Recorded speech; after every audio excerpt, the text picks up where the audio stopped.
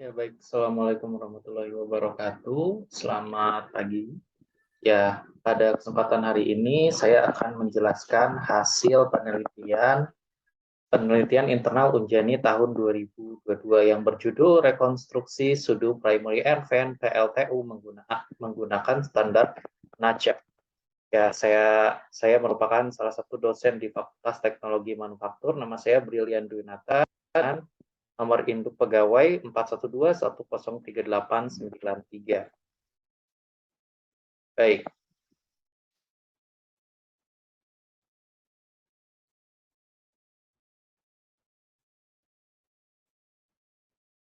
ya. Jadi apa yang akan saya jelaskan meliputi latar belakang, lalu sistem rekonstruksi geometrik dari sudu primary air fan, lalu penerapan toleransi profil garis pada sudu primary air fan, dan terakhir adalah hasil penelitian yang dibangun. Baik, pertama latar belakang, di mana di Indonesia pada saat ini hampir seluruh pembangkit listrik utama yang diandalkan itu berbasis mesin turbo. Baik itu peralatan-peralatan mekanik seperti turbin, seperti kompresor, ataupun fan, ataupun mesin-mesin turbo lainnya itu menggunakan mesin turbo.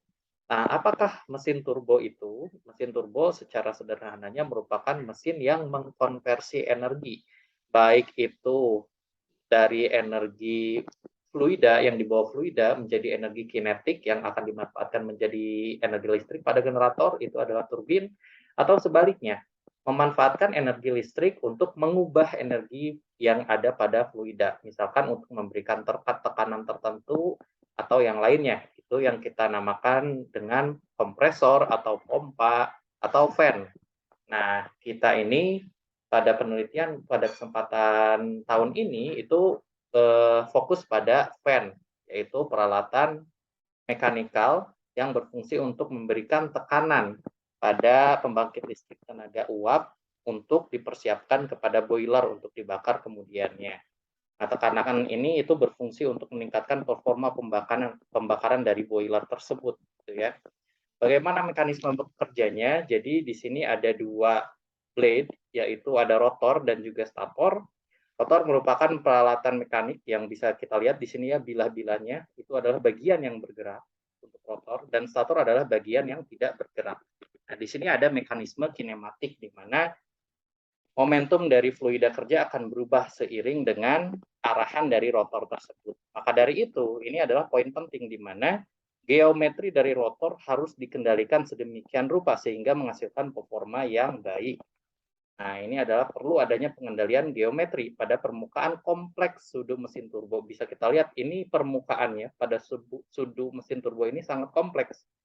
Maka dari itu, kalau misalnya ini ada kecacatan, entah itu ya kekasaran permukaan yang kurang baik atau kesalahan orientasi, itu akan menimbulkan turunnya performa dari mesin turbo tersebut.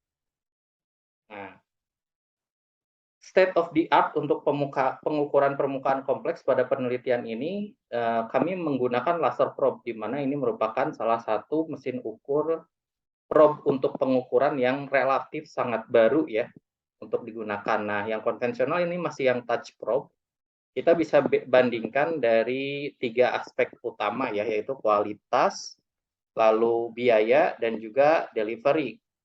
Nah, untuk kualitas ini laser probe itu menguntungkan sekali karena titik pengukurannya melingkupi seluruh permukaan kompleks. Sedangkan untuk touch probe itu sampling titik pengukurannya pada permukaan kompleks tidak terlalu banyak ya, hanya titik-titik pengukuran tertentu.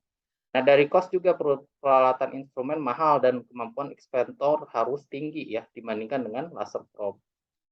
Nah, laser probe juga secara cost juga tidak terlalu berbeda jauh ya. Peralatan instrumen juga mahal dan kemampuan ekspektor tinggi. Lalu untuk delivery ini lebih menguntungkan laser probe karena waktu inspeksi relatif cepat ya, kecepatan akuisisi titik pengukuran tinggi. Namun ya memang ada kelemahannya di mana laser probe di sini secara akurasi pengukurannya itu masih dinilai lebih rendah dibandingkan dengan touch probe. Nah, ini bisa kita lihat, ini adalah permukaan kompleks, kita bandingkan antara touch probe dengan laser probe, di mana touch probe itu kita hanya sampling di beberapa titik saja. Jadi didapatkan titik koordinat pengukurannya. Dibandingkan dengan laser probe, kita dapatkan titik-titik yang jumlahnya itu jutaan, bahkan lebih dari puluhan juta, titik-titik pengukuran yang bisa kita dapatkan. Dan itu meliputi seluruh area permukaan dari objek ukur yang kita ukur. Nah, tujuan dari penelitian ini merupakan untuk merancang metode proses rekonstruksi primary air fan secara sistematik dan metodik sesuai dengan standar airfoil internasional. Nah, ini yang perlu kita titik beratkan. Kita sesuai dengan standar airfoil internasional yang berlaku, yang kita namakan NACA ya, nanti akan dijelaskan, sehingga dapat digunakan sebagai pedoman yang diterapkan untuk memperbaiki dan merawat peralatan mesin turbo aksial pada umumnya. Nah, ini adalah proses rekonstruksi geometrik sudu rotor primary air fan. Ini adalah objek yang kita rekonstruksi, yaitu sudu rotor primary air fan. Nah, ini adalah bentuknya yang digambar di sebelah kanan ini adalah sudu primary air fan. Nah, di mana di sini sudu rotornya itu ada di beberapa stage ya. Ada stator, ada rotor. Kita hanya mengambil salah satu bilahnya saja dari mesin turbo tersebut ya, untuk kita rekonstruksi analisis bila terjadi ada kerusakan. Kita kan tidak perlu diganti semuanya, kita hanya perlu mengganti satu sudunya saja dan kita perlu merekonstruksi untuk pergantian part. Nah, alat ukur yang digunakan merupakan alat ukur mesin ukur koordinat CMM Mitutoyo Krista Apex S916-106. Lalu ini adalah probe atau ya laser probe yang digunakan untuk scanning bagian permukaan dari sudu yang kita punya. Nah, ini adalah metode rekonstruksi primary air fan. Secara umum ada 6 langkah. Yang pertama adalah 3D scanning, lalu pengolahan data point clouds, 3D modeling, identifikasi NACA 4 digit series, lalu generasi airfoil NACA 4 digit series. Setelah itu merancang spesifikasi geometri dari permukaan sudu primary air fan. Nah, ini adalah tahap pertama yaitu 3D scanning. Yang pertama kita menyiapkan jig atau pencekam benda kerja ketika hendak kita ukur. Nah, ini bisa kita lihat, ini benda kerjanya kita cekam dalam permukaan, pada permukaan yang kita miliki di sini. Lalu yang kedua kita scan bagian permukaan dari permukaan sudu yang kita punya. Ini merupakan salah satu software yang kita gunakan yaitu MSurf untuk merencanakan proses scanning ya, proses scanning agar mendapatkan hasil yang akurat.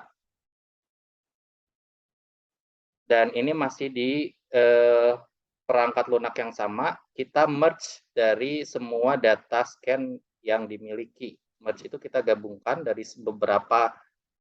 beberapa sudut pandang untuk scan-nya untuk dijadikan satu.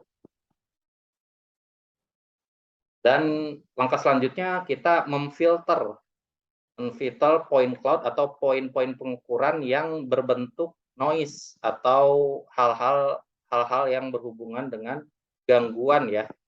Nah, mungkin saja ketika proses scanning itu kita meng-scan sesuatu yang bukan permukaan objek ukur, misalkan debu atau apapun itu bisa termasuk. Nah, maka dari itu harus dilakukan proses filter untuk menghilangkan bagian-bagian atau hal-hal yang terukur walaupun itu bukan objek pengukuran yang kita miliki.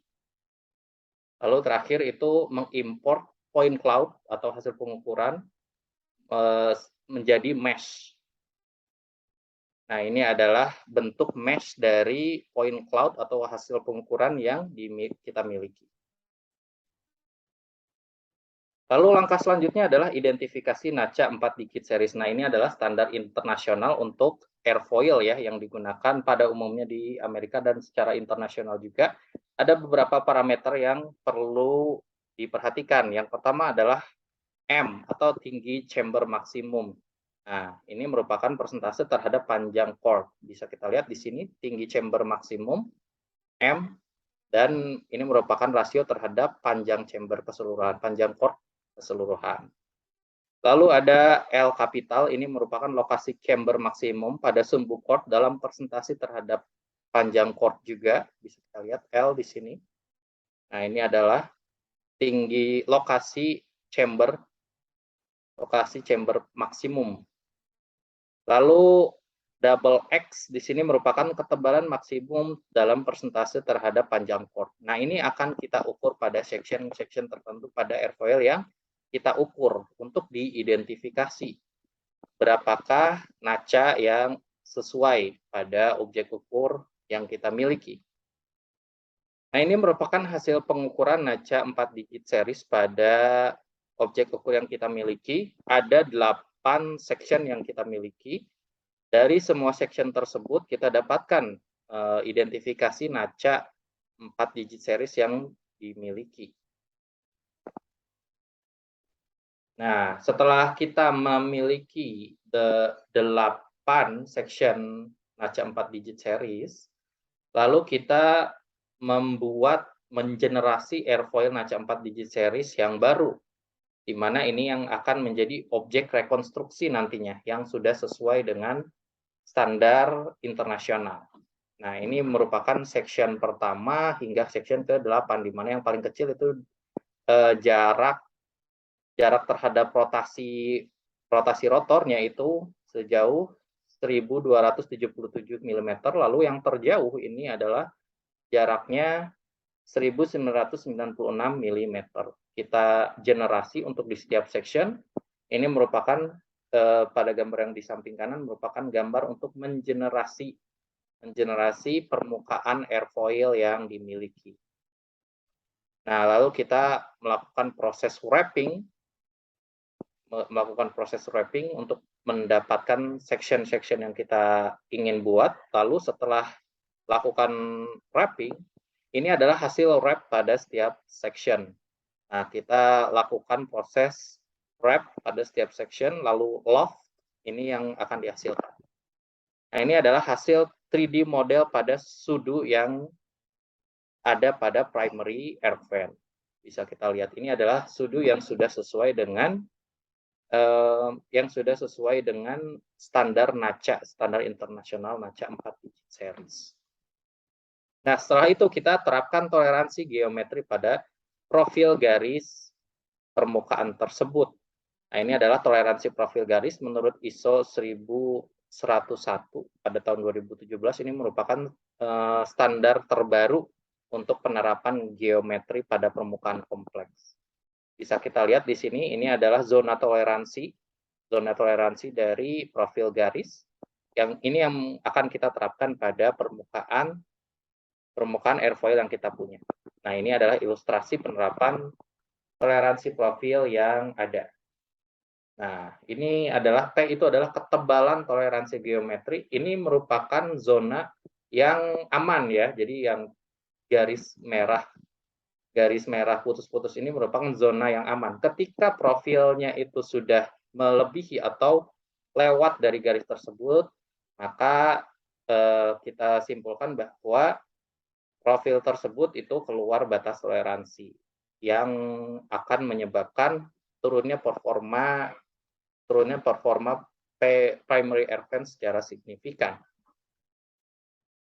Dan ini adalah hasil dari penelitian atau rekonstruksi primary air fan yang dimiliki, di mana setiap sectionnya kita berikan toleransi profil garis dengan ketebalan sebesar 0,2 mm. Seperti itu. Ini merupakan hasil rekonstruksi sudu primary air fan.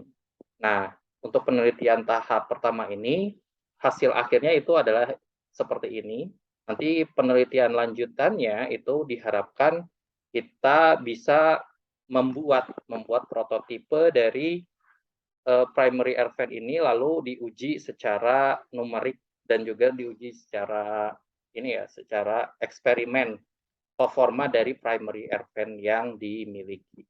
Baik, seperti itu hasil pemaparan penelitian saya pada tahun 2022 ini. Terima kasih atas perhatiannya.